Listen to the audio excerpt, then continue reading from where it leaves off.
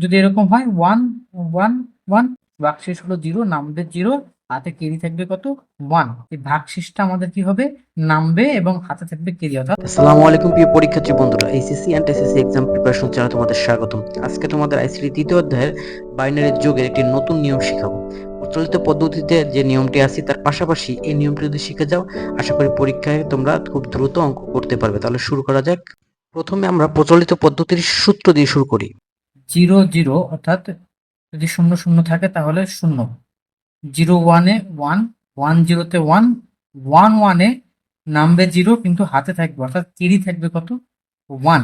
এখন এই ক্ষেত্রে এই অঙ্কটার ক্ষেত্রে আমরা দেখতে পারি 0 1, 0 1 এ কত হয় 1, আবার যদি 1 0 হয় 1 0 তে কত 1, আবার 0 1 এ কত 1, আবার 1 0 তে কত 1। এখন 1 1, 1 1 এ কত নামবে 0, হাতে থাকবে কত 1, মানে কেরি থাকবে 1। তাহলে 1 1 এ নামবে 0, হাতে থাকবে কেরি 1। সেই একটি যদি এখানে আমরা রাখি তাহলে আমাদের আবার 1 হয় কয়টা, একটা, আর হাতের কেরির 1 কয়টা হয়, দুইটা। তাহলে আবার 1 1 এ কত নামবে 0, হাতে কেরি থাকবে কত আমাদের 1। এই হলো আমাদের যোগের নিয়ম। যোগের আরেকটা সংক্ষিপ্ত নিয়ম আছে যার মাধ্যমে রাফ যদি করা হয়, রাফের মাধ্যমে আমরা কি করতে পারি, তাহলে আমাদের উত্তরটা অ্যাকুরেট হবে। অর্থাৎ আমরা যদি এটা দিই, যেরকম যদি কখনো 1 1 থাকে, 1 1 এর ক্ষেত্রে আমাদের সমস্যা হয় যে 1 1 থাকলে কেরি কি করব, কেরি হবে কি কেরি হবে না, নামবে কত। তাহলে আমরা একটা সহজ পদ্ধতি দিতে পারি, যেরকম বাইনারি ক্ষেত্রে আমরা জানি কত বেস কত 2। এখন 1 আর 1, 1 1 এ কত হয় 1 আর 1, সাধারণ যোগের ক্ষেত্রে হয় কত 2। তাহলে আমরা কি করতে পারি, এই 1 1 যে 2 হইলো, একে আমরা কি করব, বাইনারি যে বেস 2 এটা দ্বারা কি করব, ভাগ করব। ভাগ করলে কি হবে, 2 2 ভিতর যাবে কয়বার, একবার। তাহলে আমাদের থাকে কত 0।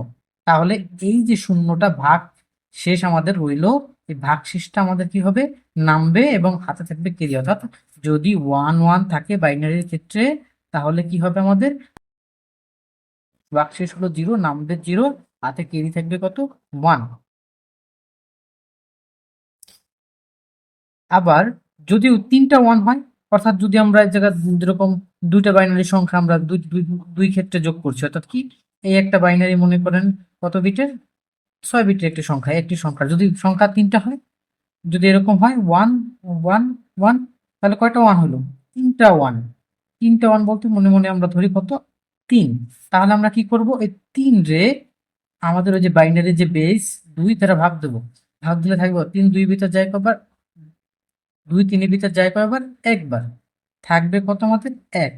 তাহলে এই ক্ষেত্রে যদি বাইনারি 3টা 1 থাকে তাহলে এই যে ভাগশেষ আমাদের কত 1, তাহলে নামবে 1 আর ভাগফল কত আমাদের 1, হাতেও থাকবে কত 1। এখন যদি 2টা 1 হয় তাহলে এক্ষেত্রে নামে 0, হাতে থাকে কত 1। কিন্তু যদি 3টা 1 হয়ে যায় তাহলে নামবেও 1, হাতে থাকবে 1।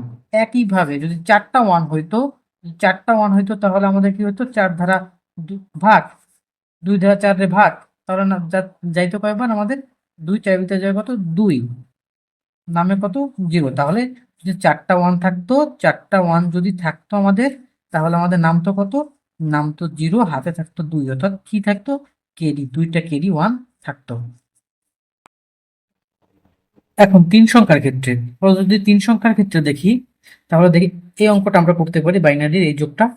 অর্থাৎ কি আমরা জানি কি 1 1, অর্থাৎ কি বাইনারির সূত্র অনুযায়ী যদি 1 1 থাকে তাহলে কি নামে কত আমাদের, নামে থাকে, নামে 0, হাতে থাকে কত আমাদের, কেরি থাকে 1। তো আমরা ওই নিয়মে করতে পারি, আমরা যদি এই নিয়মটা ফলো করি যে 1 1 এ কত হয় আমাদের, 1 1 মিলে কত হয় আমাদের 2, 2 রে বাইনারি বেস 2 দ্বারা আমরা কি করব, ভাগ করব। তাহলে যাবে কয়বার, একবার, আর ভাগশেষ থাকবে কত 0। তাহলে আমাদের ভাগশেষটা আমরা নামাবো 0 এবং আমাদের হাতে যা থাকবে 1 সেটাকে কেরি হিসেবে পরবর্তী সংখ্যার জন্য আমরা নেব।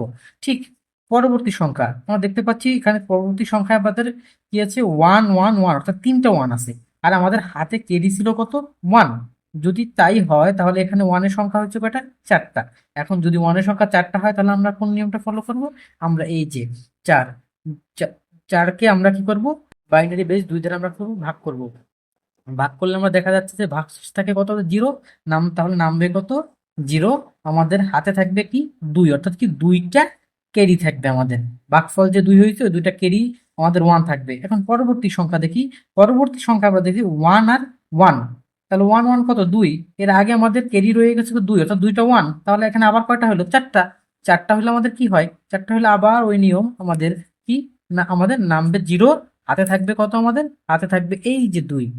তাহলে পরবর্তী সংখ্যা আমরা যাই, আমাদের যে হাতে 2 রয়ে গেল, তাহলে এখানে হলো কত 1, আর হাতে আমাদের 2টা 1 রয়েছে, তাহলে 3টা।